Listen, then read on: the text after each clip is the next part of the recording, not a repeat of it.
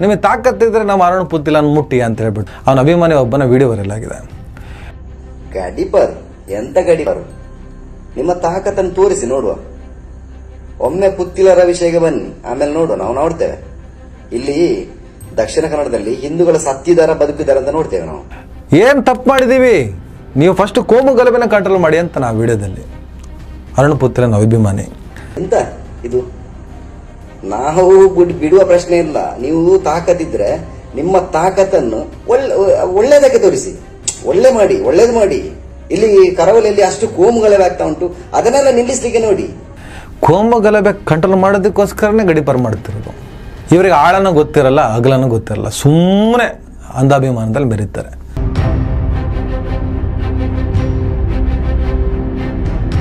Hello ನಮಸ್ಕಾರ.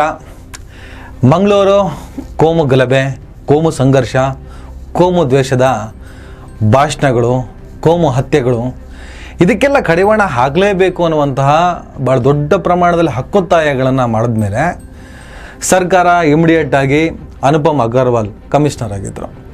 ಹಾಗೆ SP rural ಅವರನ್ನು ಕೂಡ ಬದಲಾಯಿಸಿ ಆ ಜಾಗಕ್ಕೆ ಡಾಕ್ಟರ್ ಅರುಣ್ ಅವರನ್ನು ಮತ್ತು ಸುಧೀರ್ ಕುಮಾರ್ ರೆಡ್ಡಿ ಅವರನ್ನ ತಂದು ಕೂರಿಸಿದ್ದಾರೆ. ಅವರೀಗ ಕೆಲಸ ಶುರು ಮಾಡಿದ್ದಾರೆ. ಸುಮಾರು ಒಂದು 32 ಜನರ ಲಿಸ್ಟ್ ಮಾಡಿ ಪ್ರಾಥಮಿಕ ಹಂತವಾಗಿ ಕರಾವಳಿಯಲ್ಲಿ ಕೋಮು ಸಂಘರ್ಷವನ್ನು ಏರ್ಪಡಿಸುವ, ಕರಾವಳಿಯಲ್ಲಿ ಗಲಭೆಗೆ ಸಂಚು ಹೂಡುವ ಈ ಲೆಕ್ಕದಲ್ಲಿ ಪೊಲೀಸರ ತನಿಖಾ ದೃಷ್ಟಿ ಹೇಗಿರುತ್ತೆ ಅದನ್ನು ನಾನು ನಿಮಗೇನೆ ಎಕ್ಸ್ಪ್ಲೇನ್ ಮಾಡಬೇಕಂತೇನಿಲ್ಲ. ಅವರೊಂದು 32 ಜನರ ಪಟ್ಟಿಯನ್ನು ತರಿಸಿ ಅವರಿಗೆಲ್ಲ ನೋಟಿಸ್ ಕೊಟ್ಟಿದ್ದಾರೆ. ನಿಮ್ಮನ್ನು ಗಡೀಪಾರು ಮಾಡಬೇಕು ಅಂತ ನಾವು ತೀರ್ಮಾನ ಮಾಡಿದ್ದೀವಿ. ಇದ್ದಕ್ಕಿದ್ದಂಗೆ ಸ್ವಲ್ಪ ಕಿರಿಕಿರಿ ಶುರು ಮಾಡಿದ್ದಾರೆ. ಮಾಡಬೇಕಲ್ಲ, ನಿಮಗೆ ತಾಕತ್ತಿದ್ರೆ ನಾವು ಅರುಣ್ ಪುತ್ತಿಲನ್ ಮುಟ್ಟಿ ಅಂತ ಹೇಳ್ಬಿಟ್ಟು ಅವನ ಅಭಿಮಾನಿ ಒಬ್ಬನ ವಿಡಿಯೋ ವೈರಲ್ ಆಗಿದೆ.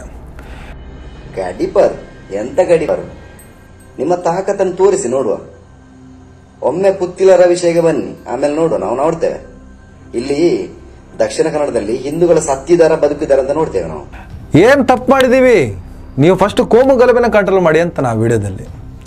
ಅರುಣ್ ಪುತ್ತಿಲನ್ ಅಭಿಮಾನಿ ಎಂತ ಇದು, ನಾವು ಬಿಡುವ ಪ್ರಶ್ನೆ ಇಲ್ಲ. ನೀವು ತಾಕತ್ತಿದ್ರೆ ನಿಮ್ಮ ತಾಕತ್ತನ್ನು ಒಳ್ಳೆದಕ್ಕೆ ತೋರಿಸಿ, ಒಳ್ಳೇದು ಮಾಡಿ. ಇಲ್ಲಿ ಕರಾವಳಿಯಲ್ಲಿ ಅಷ್ಟು ಕೋಮು ಗಲಭೆ ಆಗ್ತಾ ಉಂಟು, ಅದನ್ನೆಲ್ಲ ನಿಲ್ಲಿಸಲಿಕ್ಕೆ ನೋಡಿ. ಕೋಮು ಗಲಭೆ ಕಂಟ್ರೋಲ್ ಮಾಡೋದಕ್ಕೋಸ್ಕರನೇ ಗಡೀಪಾರು ಮಾಡ್ತಿರೋದು. ಇವರಿಗೆ ಆಳನ ಗೊತ್ತಿರಲ್ಲ, ಅಗಲನೂ ಗೊತ್ತಿರಲ್ಲ, ಸುಮ್ಮನೆ ಅಂಧಾಭಿಮಾನದಲ್ಲಿ ಬೆರೀತಾರೆ. ಸಾಯೋವರೆಗೂ ನಾವು ಹೋರಾಟ ಮಾಡ್ತೀವಿ. ಸಾಯೋವರೆಗೂ ಕೆಲಸ ಮಾಡಿ ದುಡ್ದು ಹೆಂಡತಿ ಮಕ್ಕಳನ್ನ ಚೆನ್ನಾಗಿ ಸಾಕಿ. ಯಾವ ಧರ್ಮವೂ ಅಪಾಯದಲ್ಲಿಲ್ಲ, ಯಾವ ಧರ್ಮಕ್ಕೂ ಯಾರಿಂದಲೂ ಅಪಾಯ ಆಗೋದಿಲ್ಲ. ಎಲ್ಲರೂ ಅವ್ರವ್ರ ಪಾಡಿಗೆ ನೆಮ್ಮದಿನ ಬದುಕ್ತಿದ್ದಾರೆ. ನೀವೊಂದು 2% ಜನ ಮಾತ್ರ ಈ ಥರ ಬಾಯಿ ಬಡ್ಕೊಂಡು ನಿಮ್ಮ ಬದುಕನ್ನು ಹಾಳು ಮಾಡ್ಕೊತಿದ್ದೀರಾ, ಇನ್ನೊಬ್ಬರ ಬದುಕನ್ನು ಹಾಳು ಮಾಡ್ತೀರಾ. ಮಿಕ್ಕವರೆಲ್ಲ ಅದ್ಭುತವಾಗಿ 98% ಜನ ಅದ್ಭುತವಾಗಿ ಕೆಲಸ ಮಾಡ್ಕೊಂಡು ದುಡ್ಡು ಕೊಟ್ಟು ನೆಮ್ಮದಿಯಾಗಿ ಬದುಕ್ತಾ ಇದ್ದಾರೆ. ನೀವೊಂದು 2% ಜನ ಕಿರಾತಕರ ಥರ ವರ್ತನೆ ಮಾಡ್ತಿದ್ದೀರ. ಧರ್ಮ ರಕ್ಷಣೆ ಉದ್ಯೋಗ ಮಾಡ್ಕೊಂಡಿದ್ದೀರ. ಯಾವೊಂದು ಧರ್ಮ ರಕ್ಷಣೆ ಉದ್ಯೋಗ, ಅದಕ್ಕೆ ನೀವೆಲ್ಲ ಬಲಿಪಶುಗಳು. ನಮ್ಮಣ್ಣ ಮುಟ್ಟಿ ನೋಡೋಣ ಅಂತ ಹೇಳ್ಬಿಟ್ಟು ಪೊಲೀಸರ ತಾಕತ್ತನ್ನು ಪ್ರಶ್ನೆ ಮಾಡೋದು. ನಾನು ಈ ವಿಡಿಯೋನ ಯಾಕೆ ಮಾಡ್ತಾ ಇದ್ದೀನಿ ಅಂದರೆ ಸ್ನೇಹಿತರೆ, ಸುಮಾರು 32 ಜನರ ಲಿಸ್ಟು ಗಡೀಪಾರಿಗೆ ನೋಟಿಸು. ಆ ನೋಟಿಸ್ ಕೊಟ್ಟ ಮೇಲೆ BJP ಮತ್ತು ಕೆಲ ಗೋಧಿ ಮಾಧ್ಯಮಗಳು, ಗೋಧಿ ಮೀಡಿಯಾ ಅಂತ ಕರಿತೀವಿ, ಕೋಮು ಸಂಘರ್ಷದಲ್ಲಿ ಚಿತೆಯ ಬೆಂಕಿಯಲ್ಲಿ ಚಳಿ ಕಾಯಿಸಿಕೊಳ್ಳುವಂತಹ ಮನಸ್ಥಿತಿಯ ಮಾಧ್ಯಮಗಳು ಮತ್ತು ವಿರೋಧ ಪಕ್ಷಗಳು ಈ ಕೋಮು ಸಂಘರ್ಷವನ್ನೇ ತಮ್ಮ ಪಕ್ಷದ ಮೂಲ ಉದ್ದೇಶ ಮಾಡಿಕೊಂಡು ಆ ಮೂಲಕ ಅಧಿಕಾರಕ್ಕೆ ಬರೋದಕ್ಕೆ ಪ್ರಯತ್ನ ಪಡ್ತಿರುವಂಥ ಒಂದು ಪಕ್ಷ. ಇವರೆಲ್ಲರೂ ಪೊಲೀಸರ ಮೇಲೆ ಒತ್ತಡವನ್ನು, ಸರ್ಕಾರದ ಮೇಲೆ ಒತ್ತಡವನ್ನು ಹೇರುವಂಥ ಪ್ರಯತ್ನವನ್ನು ಮಾಡೋದಕ್ಕೆ ಶುರು ಮಾಡಿದ್ದಾರೆ. ಈ ಹಂತದಲ್ಲಿ ನೀವೆಲ್ಲ ಏನು ಮಾಡಬೇಕು, ಈ 2% 3% ಅಂತ ಕತೆ ಹೇಳಿದ್ನಲ್ಲ, ಈ 2% 3% ಜನ ಯಾವುದೇ ಕಾರಣಕ್ಕೂ ಕರಾವಳಿ ಆಗಲಿ ಯಾವುದೇ ನಾಡು ಶಾಂತಿಯಿಂದ ಇರೋದಕ್ಕೆ ಬಿಡೋದಿಲ್ಲ. ಇವರು ಸತತವಾಗಿ ಅಶಾಂತಿಗೆ ಪ್ರಯತ್ನ ಪಡ್ತಾರೆ. ಅಶಾಂತಿ ಇದ್ದರೆ ಮಾತ್ರ ಲಾಭ ಆಗುತ್ತೆ ಅನ್ನೋದೇ ಇವರ ಸಂಚು.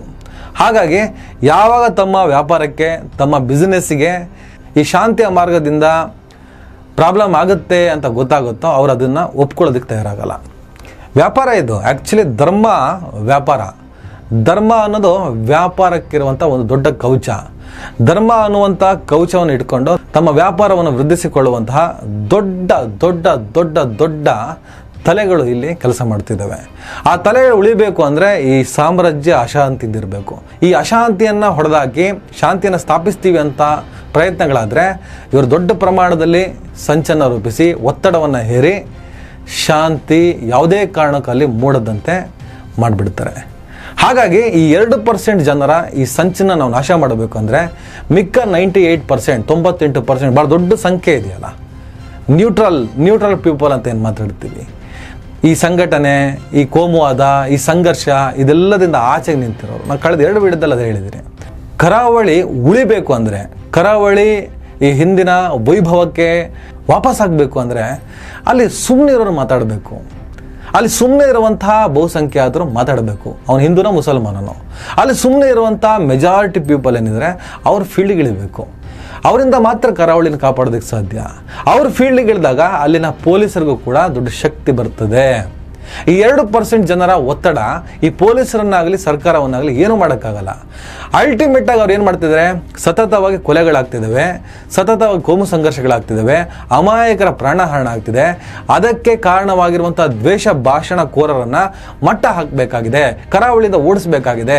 ಅದರ ತಯಾರಿಯಲ್ಲಿರಬೇಕಾದ್ರೆ ಪೊಲೀಸರನ್ನೇ ಕಟ್ಟಿ ಹಾಕುವಂಥ ಪ್ರಯತ್ನವನ್ನು ಮಾಧ್ಯಮಗಳು, ರಾಜಕೀಯ ಪಕ್ಷದವರು, ಧಾರ್ಮಿಕ ಮುಖಂಡರುಗಳು, ಅನಿಸಿಕೊಂಡವರು, ನಾಯಕರು, ಅವರು ಇವರು ಯಾರ್ಯಾರೋ ಈ ಪ್ರಯತ್ನಗಳನ್ನು ಮಾಡ್ತಿದ್ದಾಗ ಮೆಜಾರಿಟಿ ಪೀಪಲ್ ಶಾಂತಿಯನ್ನು ಬಯಸುವ ಇದೆಲ್ಲ ಬೇಕಾಗಿಲ್ಲ. ಕರಾವಳಿಯ ಪರಿಸ್ಥಿತಿ ಹೇಗಿದೆ, ಅಷ್ಟು ದೊಡ್ಡ ಸಮುದ್ರ ಪ್ರದೇಶಗಳಿದ್ದು ಕೂಡ ದೊಡ್ಡ ಪ್ರಮಾಣದಲ್ಲಿ ಉದ್ಯೋಗ ಯಾಕೆ ಸೃಷ್ಟಿ ಆಗ್ತಾ ಇಲ್ಲ, ಇನ್ವೆಸ್ಟ್ಮೆಂಟ್ಗಳು ಯಾಕೆ ಆಗ್ತಾ ಇಲ್ಲ, ಕಂಪ್ನಿಗಳು ಯಾಕೆ ಬರ್ತಾ ಇಲ್ಲ, ಅಷ್ಟು ದೊಡ್ಡ ಸಾಗರ ಇಟ್ಕೊಂಡು ಆ ಊರಿನ ಜನ ಬೇರೆ ಬೇರೆ ಊರಿಗೆ ಕೆಲಸವನ್ನು ಹುಡ್ಕೊಂಡು ಯಾಕೆ ಹೋಗ್ತಾ ಇದ್ದಾರೆ, ಯಾರನ್ನ ಯಾವ ಬೇಕಾದ್ರೂ ಸಾಯಿಸ್ತಾರೆ ಅಂದಾಗ ಯಾರು ಬಂದು ಅಲ್ಲಿ ಇನ್ವೆಸ್ಟ್ ಮಾಡ್ತಾನೆ, ಹೇಗೆ ಉದ್ಯೋಗ ಸೃಷ್ಟಿ ಆಗುತ್ತೆ? ಈ ಕಾನ್ಸೆಪ್ಟ್ಗಳ ಬಗ್ಗೆ ಅರಿವಿರುವ ನಮ್ಮ ನಾಡು, ನಮ್ಮ ಕರಾವಳಿ ಉಳಿಬೇಕು, ಬೆಳಿಬೇಕು ಅಂದರೆ ಅಲ್ಲಿ ನ್ಯೂಟ್ರಲ್ ಪೀಪಲ್ಗಳು ಫೀಲ್ಡಿಗೆ ಇಳಿಬೇಕು. ನಾವೆಲ್ಲ ಸೇರ್ಕೊಳ್ಳೋಣ, ಪೊಲೀಸರಿಗೆ ಶಕ್ತಿ ತುಂಬೋಣ. ಅವ್ರ ಮೇಲೆ ಯಾರೇ ಒತ್ತಡ ಹೇರಲಿ ತಲೆನೇ ಕೆಡ್ಸ್ಕೊಬಿಡಿ ಸರ್, ನಿಮ್ಮ ಕೆಲಸ ನೀವು ಮಾಡಿ. ಅವನು ಹಿಂದೂ ಧರ್ಮದವನೋ, ಮುಸ್ಲಿಂ ಧರ್ಮದವನೋ, ಕ್ರೈಸ್ತ ಧರ್ಮ ಯಾವ ಧರ್ಮಕ್ಕೆ ಸೇರಿರಲಿ, ದ್ವೇಷ ಭಾಷಣದ ಮೂಲಕ ಸಮಾಜದ ಸ್ವಾಸ್ಥ್ಯವನ್ನು ಯಾರು ಕದಡ್ತಾರೋ ಅವರನ್ನು ಮಟ್ಟ ಹಾಕಿ. ಸಾಮರಸ್ಯದ ಒಂದು ಸಮಾಜ, ಸಾಮರಸ್ಯ ಬಯಸುವ ಸಮಾಜ ಪೊಲೀಸರಿಗೆ ಒತ್ತಾಸೆಯಾಗಿ ನಿಲ್ಲಬೇಕು. ಇಲ್ಲ ಮಹೇಶ್ ಶೆಟ್ಟಿ ತಿಮ್ರೋಡಿಯವರು ಸೌಜನ್ಯ ಪರ ಹೋರಾಟಗಾರರು, ಹಿಂದೂ ಜಾಗರಣ ವೇದಿಕೆಯ ಮುಖ್ಯಸ್ಥರು. ಅವರು ಇತ್ತೀಚೆಗೆ ಹಿಂದೂ ಮುಸ್ಲಿಂ ಕೋಮು ಸಂಘರ್ಷ ಈ ಥರದ ಗಲಭೆಯಲ್ಲಿ ಇಲ್ಲ. ಆದರೆ ಸೌಜನ್ಯ ಪ್ರಕರಣದಲ್ಲಿ ಫುಲ್ ಬ್ಯುಸಿ ಇದ್ದಾರೆ, ಹೋರಾಟವನ್ನು ಸಂಘಟಿಸ್ತಿದ್ದಾರೆ. ಕರಾವಳಿಯಲ್ಲಿ ಯಾವುದೇ ವಿಚಾರದಲ್ಲೂ ಗಲಭೆಗಳು ಆಗಬಾರ್ದು ಅನ್ನೋ ಕಾರಣಕ್ಕೆ ಬಹುಶಃ ಮಹೇಶ್ ಶೆಟ್ಟಿ ತಿಮ್ರೋಡಿ ಅವರಿಗೆ ಪೊಲೀಸರು ಗಡೀಪಾರಿ ನೋಟಿಸ್ ಕೊಟ್ಟಿರ್ಬೋದು. ಅವರು ವಕೀಲರ ಸಮೇತ ಬಂದು ಆ ನೋಟಿಸ್ಗೆ ಉತ್ತರ ಕೊಡಬಹುದು. ಈಗ ಯಾರ್ಯಾರಿಗೆ ನೋಟಿಸ್ ಜಾರಿ ಇದೆ ಅವರೆಲ್ಲರೂ ಕೂಡ ಈ ಅವಕಾಶಗಳಿದ್ದಾವೆ. ಆದರೆ ಪೊಲೀಸರ ಮುಂದೆ ನಾವು ಗಲಭೆಕೋರರಲ್ಲ, ನಾವು ದುರುದ್ದೇಶಪೂರಿತವಾಗಿ ಗಲಾಟೆ ಮಾಡುವವರಲ್ಲ, ಅದನ್ನು ಅವ್ರು ಸಾಬೀತು ಮಾಡಬೇಕಾಗ್ತದೆ. ಕಾನೂನಿನಲ್ಲಿರುವಂಥ ಅವಕಾಶಗಳನ್ನೇ ಬಳಸ್ಕೊಂಡು ಪೊಲೀಸರು ಈ ಥರದ ತೀರ್ಮಾನವನ್ನು ತಗೊಂಡಿರೋದು. ಇದರಲ್ಲಿ ಅರುಣ್ ಕುಮಾರ್ ಪುತ್ತಿಲ ನಿಮ್ಗೆ ಗೊತ್ತಿರ್ಬೋದು, ಪುತ್ತೂರಿನಲ್ಲಿ ಇತ್ತೀಚೆಗೆ ಒಬ್ಬ ಡಾಕ್ಟ್ರು ಮತ್ತು ಒಬ್ಬ ಮಹಿಳೆ ಮಧ್ಯೆ ಗಲಾಟೆ ಆಗ್ತದೆ. ಈ ರೋಗಿಗಳಿಗೂ ಮತ್ತು ವೈದ್ಯರ ನಡುವೆ ಸಂಘರ್ಷಗಳು ಆಗ್ತಾ ಇರ್ತವೆ. ಅದೇ ಪುತ್ತೂರಿನಲ್ಲಿ ಡಾಕ್ಟ್ರು ಮತ್ತು ಒಬ್ಬ ಮಹಿಳೆ ನಡುವೆ ನಡೆದ ಗಲಾಟೆ, ಮಹಿಳೆ ಮುಸ್ಲಿಂ ಅಂತ ಗೊತ್ತಾಗ್ತಿದ್ದ ಹಾಗೆ ಅದನ್ನು ಹಿಂದೂ ಮುಸ್ಲಿಂ ಮಾಡುವಂಥ ಪ್ರಯತ್ನ ಆಯಿತು.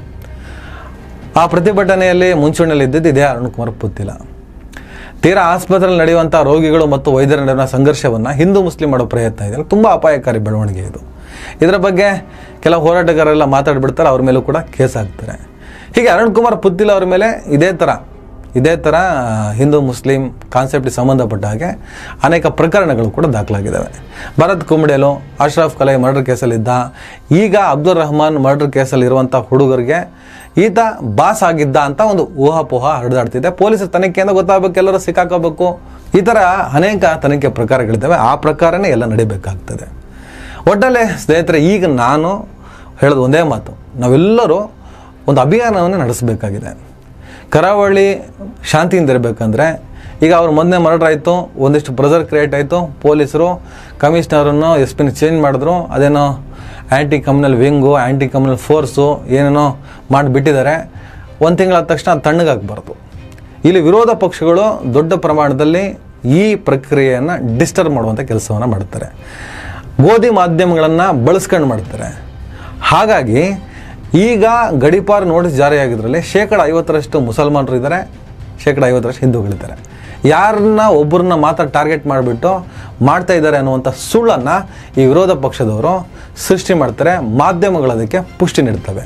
ಆ ಸುಳ್ಳನ್ನು ನಂಬಬಾರ್ದು. ನ್ಯೂಟ್ರಲ್ ಆಗಿರೋಂಥ ಪೀಪಲ್ ಕರಾವಳಿ ಶಾಂತಿಗೆ ಮರಳಬೇಕು ಅಂದರೆ, ಕರಾವಳಿಯಲ್ಲಿ ಶಾಂತಿ ಸ್ಥಾಪನೆ ಆಗಬೇಕು, ಅದು ಶಾಶ್ವತವಾಗಿ ಶಾಂತಿ ಸ್ಥಾಪನೆ ಆಗಬೇಕು ಅಂದರೆ ಆ ಕಡೆಗೆ ಇಳಿಯಲೇಬೇಕು. ಪೊಲೀಸರು ಮತ್ತು ಸರ್ಕಾರಕ್ಕೆ ನಾವು ಬೆಂಗಾವಲಾಗಿರಬೇಕಾಗತ್ತೆ, ಬೆಂಬಲ ಕೊಡಬೇಕಾಗತ್ತೆ. ಸರ್, ಕಾನೂನುಬದ್ಧವಾಗಿ ಕಾನೂನು ಪ್ರಕಾರವಾಗಿ ನಿಮ್ಮ ಕೆಲಸ ನೀವು ಮಾಡಿ. ಈ ಕರಾವಳಿಯ ಶಾಂತಿಯನ್ನು ಕದಡುವ ಯಾವುದೇ ಮತೀಯ ಶಕ್ತಿಗಳನ್ನು, ಅದು ಯಾವುದೇ ಧರ್ಮಕ್ಕೆ ಸೇರಲಿ, ಯಾವುದೇ ಮತಕ್ಕೆ ಸೇರಿರಲಿ, ಅವರನ್ನು ಮಟ್ಟ ಹಾಕಿ. ನಿಮ್ಮ ಜೊತೆ ನಾವಿದ್ದೀವಿ. ಅವ್ರು ಏನೇ ಇನ್ಫ್ಲುಯೆನ್ಸ್ ಬಳಸ್ಬೋದು, ನಾವು ತಿರುಗಿ ಬೀಳ್ತೀವಿ ಅವ್ರ ವಿರುದ್ಧ, ನಾವು ಅವ್ರನ್ನ ನೋಡ್ಕೋತೀವಿ, ನೀವು ನಿಮ್ಮ ಕೆಲಸ ಮಾಡಿ ಅಂತ ಹೇಳ್ಬಿಟ್ಟು ಅವ್ರಿಗೆ ಒತ್ತಾಯಿಸಿಯಾಗಿ ನಿಲ್ಲಬೇಕಾಗ್ತದೆ. ಆ ಅಶ್ಯೂರೆನ್ಸ್ ಕೊಟ್ಟರೆ ಪೊಲೀಸರು ಖಂಡಿತವಾಗ್ಲೂ ಕರಾವಳಿ ಮಾತ್ರವಲ್ಲ, ಈ ನಾಡನ್ನೇ ಶಾಂತಿಯಿಂದ ಇರೋ ಥರ ಮಾಡ್ತಾರೆ, ನಾಡಿನಲ್ಲಿ ಶಾಂತಿ ಸ್ಥಾಪನೆಯನ್ನು ಮಾಡ್ತಾರೆ. ಆ ಗ್ಯಾರಂಟಿ ಇದೆ. ಅವರಿಗೆ ಯಾವುದೇ ರೀತಿಯ ಒತ್ತಡ ಕ್ರಿಯೇಟ್ ಆಗಬಾರ್ದು. ಅದು ಕೇವಲ ವಿರೋಧಿಗಳಿಂದ ಮಾತ್ರ ಅಲ್ಲ, ಆಡಳಿತ ಪಕ್ಷದಲ್ಲಿರುವಂಥ ಅಡ್ಜಸ್ಟ್ಮೆಂಟ್ ಗಿರಾಕಿಗಳಿಂದನೂ. ನಮಸ್ಕಾರ. ದಯವಿಟ್ಟು ಎಲ್ಲರೂ ಈ ಚಾನಲ್ನ ಸಬ್ಸ್ಕ್ರೈಬ್ ಮಾಡಿ. ನಿಮ್ಗೆ ಇಷ್ಟ ಆದರೆ ಈ ಚಾನಲ್ಗೆ ಜಾಯ್ನ್ ಆಗಿ. ಈ ವಿಡಿಯೋ ಇಷ್ಟ ಆದರೆ ದಯವಿಟ್ಟು ಎಲ್ಲರೂ ಶೇರ್ ಮಾಡಿ. ಸ್ವತಂತ್ರ ಪತ್ರಿಕೋದ್ಯಮವನ್ನು ಬೆಂಬಲಿಸಿ.